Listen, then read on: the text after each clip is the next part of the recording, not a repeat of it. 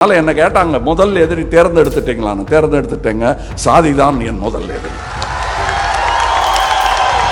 அண்ணா சொல்லி இருக்கிறார், தேசிய பறவை மயிலாகி விட்டது, பாப்புலேஷன் கணக்கெடுத்தால் காக்கை தான் தேசிய பறவை. சோதரா ஓ சோதரா,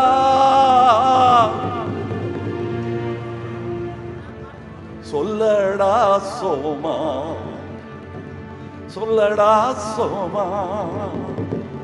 இது 17 வருடமாக எழுதி உறங்கிக் கொண்டிருக்கும் பாடல். இது தாளமும் சேர்ந்து உலகே கேட்க விரைவில் வெளியிடுவேன். என்ன சிலேகன், நல்லா இருந்துச்சா தம்பி? நல்லா இருந்துச்சா?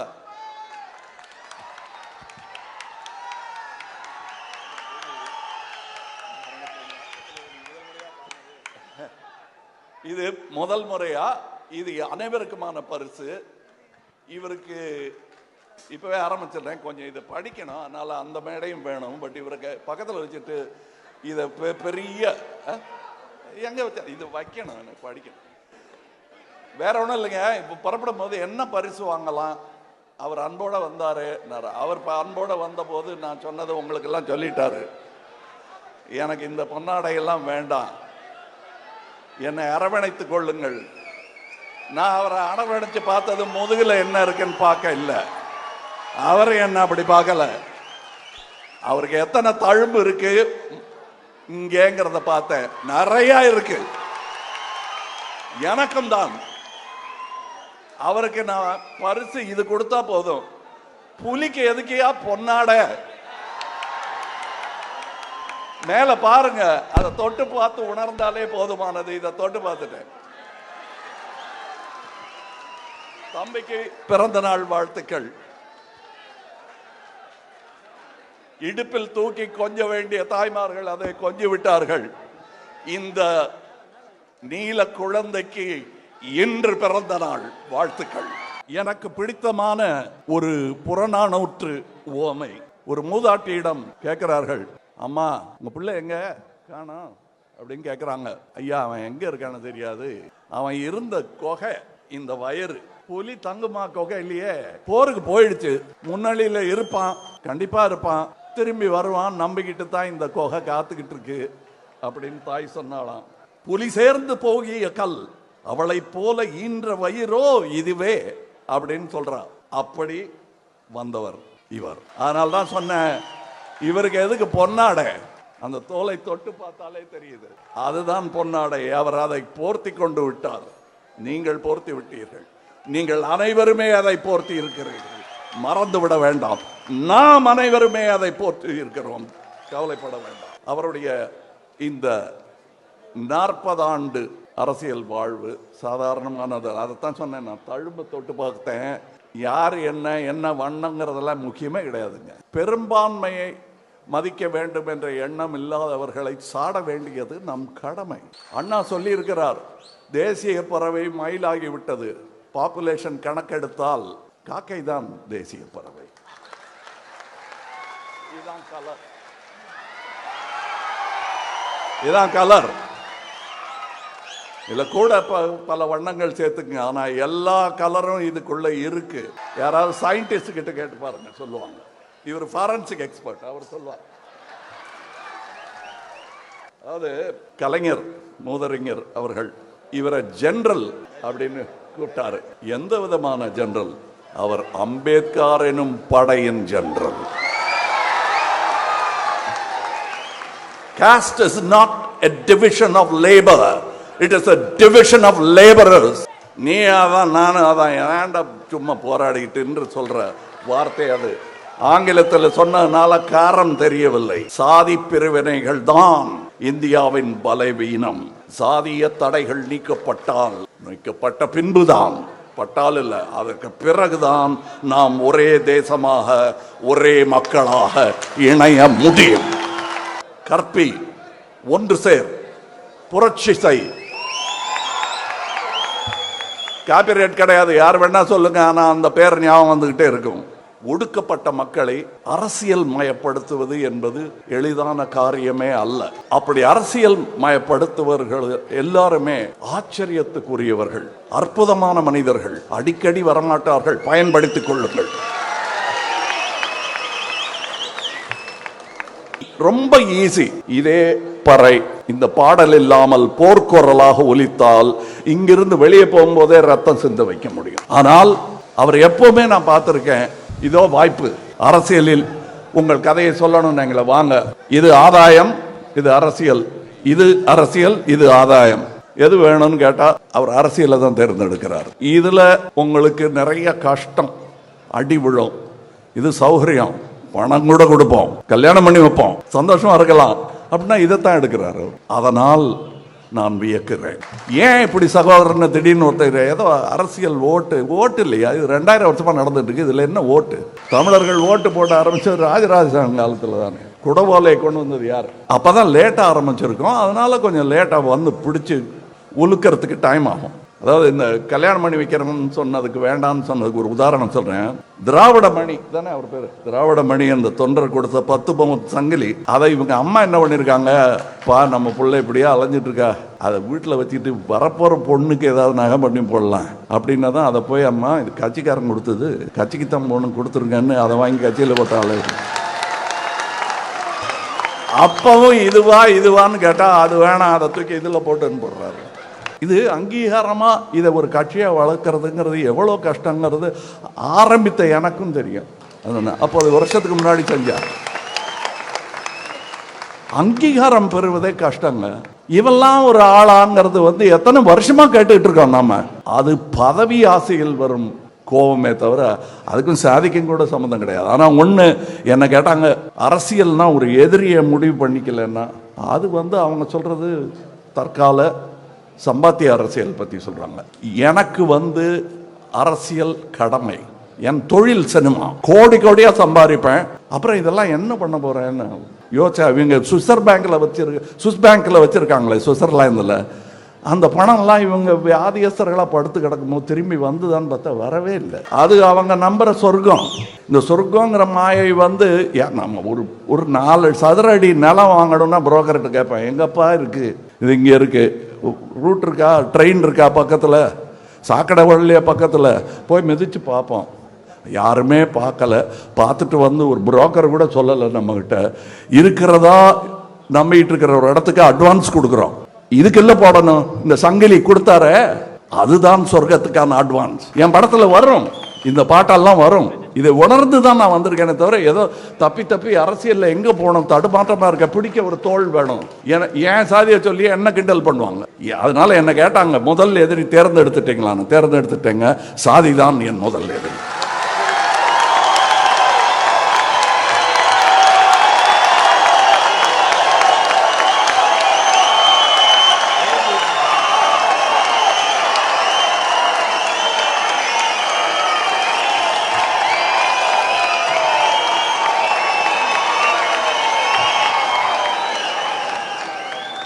இனி உக்காரணும் இல்ல நடக்கணும், முட்டிக்கு வேற வேலை கொடுக்க கூடாது. புரியுதுங்களா?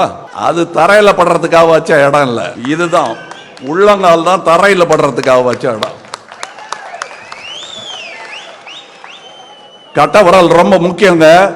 அது கையில இருந்தாலும் காலில் இருந்தாலும் முக்கியம், ஞாபகம் வச்சுக்கோங்க. இந்த கோபம் என் நெடுநாளைய கோபம். பிறப்பினால் நான் எவருக்கும் தாழ்ந்தவன் அல்ல, என்னை விட உயர்ந்தவர் யாரும் இல்லை என்பதை உங்கள் மனதில் பதிய வைப்பதுதான் இமாலய சாதனை. அதில் ஏறி நின்று கூவி விழிக்கும் டென்சிங் அங்க பறக்கட்டும் பாரத மாதாவின் கொடி.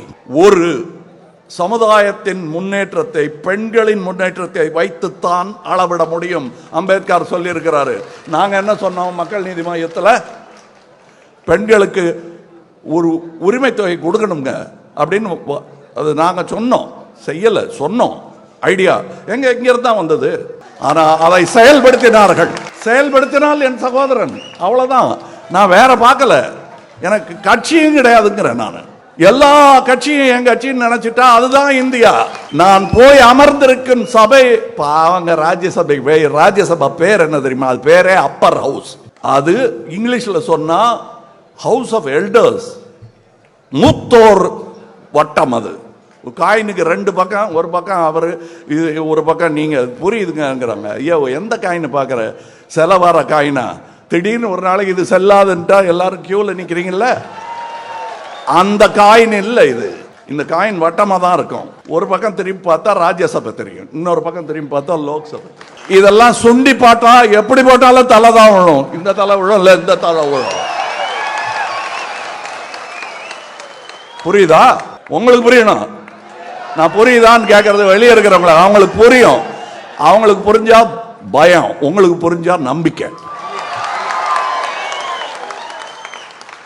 அதுக்கு தமிழ்நாடு தான் உதாரணம். அந்த நம்பிக்கை வந்துருச்சு, இன்னும் பலமா வரணும். இரட்டை இலக்க பொருளாதாரம் அதிர்ச்சியா இருக்கு அவங்களுக்கு எல்லாம். அந்த சகோதரர் ஸ்டாலின் கலைஞர் உரிமை தொகை அப்படின்னு ஒண்ணு கொடுக்கிறார் இல்லையா, அது அடியே நடுங்குது. இங்கதான் ஆரம்பிச்சது, இப்ப எல்லாரும் பண்றாங்க. அது எங்க இருந்து வந்ததுங்கிறதுக்கு நான் முதல் வாக்கியம் படிச்சு காட்டிட்டேன். இவர் உருவெடுத்த பிறகுதான் ஒடுக்கப்பட்ட உழைக்கும் மக்களுக்கு உண்மையான விடுதலை கிடைப்பதாக நாம் நினைக்கிறோம்னா ரொம்ப சுருங்கிடும். நாம் நினைக்கிறோம். அத நான் சிதம்பரம் தொகுதியில இவருக்காக பிரச்சாரம் போன போது நான் உணர்ந்தேன். யூனிஃபார்ம் போட்டுக்கிட்டு போலீஸ்காரன் கண்ணில் தண்ணி வருதுங்க. எங்க ரெண்டு பேர், நானே இவருக்கு மூத்தவர், எங்க ரெண்டு பேரையும் மூத்த ஒரு அம்மா கையை கொப்பிட்டு இவரை பாக்குறாங்க. அவங்க கண்ணிலையும் கண்ணீர். அந்த கண்ணீரை பார்த்து உணர்ச்சி எல்லாம் படல, அந்த உணர்ச்சி வசப்படுறது இல்ல, உணர்ச்சியை புரிந்து கொண்டேன். அந்த பானையை தூக்கி பிடிச்சேன். அதில் பொங்கல் நடத்த வேண்டும், பகிர்ந்து உண்ண வேண்டும். எல்லா வகையான அடக்குமுறைக்கும் ஒடுக்குமுறைக்கும் எதிர்த்து போராடுபவன் போராளி இல்ல, டெமோக்ராட்டிக் ஃபைட்டர். போர்னா அது அசிங்கமா இருக்கு. அதனால தான் நாங்க திட்டுறதை குறைச்சிக்கிட்டோம். கோவம் இருக்குங்கிறது தெரியணும், இல்லைன்னா இழிச்சமாயன்னு நினைச்சிருவாங்க. அது திரும்பங்கிறது நீங்க என்னையும் சேர்த்துக்கலாம். நான் எங்க வேணா தோள் கொடுக்க வருவேன். நான் யார்கிட்ட சொன்னேன்னு சொல்ல மாட்டேன், உங்களுக்கு தெரியணும். ஐயா, ஆசியாவின் முதல் சென்ட்ரிஸ்ட் பார்ட்டி மக்கள் நீதி மையம், அதை சொல்ல வேண்டிய இடத்துல சொல்லிட்டேன். இதை நீங்க பூரா இடது பக்கமும் இழுத்துற முடியாது, காட்டுக்குள்ள துப்பாக்கியை கொடுத்து அனுப்ப முடியாது, பூரா அதை வலது பக்கம் அனுப்பி என்ன அகோரி ஆக்க முடியாது. நடுவில் இருப்பேன். என் இடதும் வலதும் தோளும் குடிமக்கள், அதுவும் இந்திய நாட்டின் குடிமக்கள் எவராயிருந்தாலும் பல்லக்கில் போவதற்கு தயார் என்றால் இந்த தோள் காத்து நிற்கும். மேல உட்கார என்ன சாதி பண்ணின்னு கேட்கறதுக்கு எனக்கு அருகதையே கிடையாது. நான் தோல் தூக்க வந்துட்டேன், இந்த பல்லக்க தூக்க வந்துட்டேன். இந்த பல்லக்கின் பேர் இந்தியா. ஒன்னு சொல்றேன், அதுக்கு 4 பிடி தான் இருக்குன்னு நம்பிட்டு இருக்காதீங்க. 22 பிடி இருக்கு. ஒவ்வொரு மொழியும் தோல் கொடுக்கும் சொல்றேன். அதனாலதான் சொன்னேன், இந்த திராவிடம்ங்கிறது என்னங்க, எல்லாரும் சேர்ந்ததான். எல்லாரையும் சேர்த்துக்கிற பெருந்தன்மைக்கு பேர் தான் திராவிடம். அது நாடு தழுவியது. போய் பாருங்க, அங்க இருந்து சிந்து நதி முதல் வைகை நதி வரை அது பரவி இருக்கிறது. அது மேலடி என்றால் அது கீழடி. 3 அடியில் உலகத்தை அளக்கலாம், நாங்க 2 அடியில் அளந்தோம். அது பேர் திருக்குறள். இங்க என்ன நிறைய பேசிட்டே இருப்பேன், அவர் பேச்ச நீங்க கேட்கணும். இதெல்லாம் பேசிட்டேன், நான் நோட்ஸ் எடுத்தேன். அதுக்கப்புறம் அதெல்லாம் எனக்கு உணர்வோட பேசுவதுதான், உண்மையாக பேசுவதுதான் முக்கியம். உண்மையை பேசணும்னு முடிவு பண்ணிட்டோம்னா பயம் இருக்காது. ஏன்னா உண்மை தானே. அப்புறம் என்ன, நீங்க உண்மை பேசுறீங்க, ஜெயிக்கலையே, என்ன பண்றீங்க? சத்தியமே விஜயத்தை எல்லாம் என்ன ஆச்சுன்னு கேட்டாங்க. சரி, உன்னுடைய சிறப்பான பொய் என்று எதை சொல்வீர்கள்? நம்பிட்டாயா அப்படிங்கறதானே. எப்படி நம்பினீங்க? உண்மை மாதிரி இருந்த பொய் கூட ஜெயிக்கணும்னா சத்தியத்தை கொஞ்சம் தொட்டுக்கணும். ஊருகா மாதிரியாவது சத்தியம் ஜெயிச்சுக்கிட்டே இருக்கும். உனக்கு அது தெரியல, எங்களுக்கு தெரியுது. ஆனால்தான் நியாயமா நேர்மையா பேசுறவனுக்கு பொய் சொல்றவனும் உடனே அடையாளம் தெரியும். உங்களுக்கு என்ன அடையாளம் தெரியுதா? நான் நேர்மையானவங்கிறது அடையாளம் தெரியுதா? பொய் பேசலைங்கிறது புரியுதா? அதை புரிஞ்சுக்கிட்டா போதும். இந்த போர் பறை உலகம் எல்லாம் கேட்கும். புரிஞ்சுக்குங்க. என்ன மாதிரி கோடி பேர் இருக்காங்க உங்களுக்கு தோள் கொடுக்க, அவனையும் சேர்த்துக்குங்க. நீங்களும் வாங்க. அது நான் மையத்தில் இருக்கிறதுனால இந்த புயல் எங்கெல்லாம் வீசுதுன்னு என்னால பார்க்க முடியுது. இங்க காத்து அடிக்காது, நாரிரும் காத்து. அதான் சொல்றாங்கல்ல மலஹாசன், மலத்தை பத்தி எங்கிட்ட பேசாத, எங்க மூதாத தாத்தா காந்தி கிட்ட கேளு மலம்னா என்னன்னு சொல்லுவாரு, அள்ளுவார். அன்னைக்கு கல்கட்டாவில் 1908 நடந்த போது காங்கிரஸ்காரங்கள்லாம் அதெல்லாம் சாப்பிட்டுட்டு அங்க போய் செய்ய வேண்டியது செஞ்சுட்டு வந்தாங்க. காந்தியார் தான் போய் அதை கிளீன் பண்ணிட்டு தான் பிரேக்ஃபாஸ்ட் சாப்பிடுவாரு, காலை உண்டி. அதுக்கப்புறம் என்கிட்ட மலஹாசன் சொன்னேன்னா சந்தோஷம், சபாஷ், நான் தான் அது. அங்க தாத்தா அதை அள்ளுவாரு, நானும் சேர்ந்து அள்ளுவேன். ஆனா உனக்கா அள்ள மாட்டேன், எனக்கா அள்ளுவேன். ஏன்னா டெய்லி நீங்களா தானே பண்றீங்க, அதனால என்ன நீ கூப்பிடு. கோபம் இல்லைங்க, புரிய வைக்கிறேன்.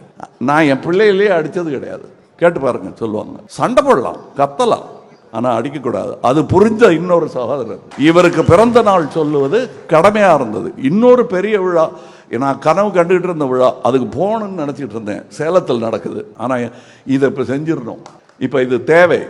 அங்க நிறைய பேர் பெரியவர்கள் இருக்காங்க, இங்க ஆளே இல்லையான்னா இருக்கீங்க, இங்கேயும் நிறைய இருக்காங்க. இந்த ஒரு மேடல் தான் ஆச்சரியமா பார்த்தேன். நான் கலைஞன் இல்லையா, வழக்கமா நாங்க மட்டும் ஆடிக்கிட்டு இருப்போம், இங்க இருக்கிறவங்க எல்லாம் உட்காந்து பார்த்துக்கிட்டு இருப்பாங்க. நீங்க நான் உட்காந்து பார்த்துட்டு இருந்தேன், அங்க இருந்தவங்க எல்லாம் ஆடிக்கிட்டாங்க. அதனாலதான் கூத்தன் நான் உங்களை கூத்தர்களே என்று வணங்கினேன். நானும் கூத்தன் தான், ஞான கூத்தன். அது எங்க குரு பேர், ஞான கூத்தன். ஒரு கவிஞர் இருந்தார், என் மனதில் இன்னும் இருக்கிறார்.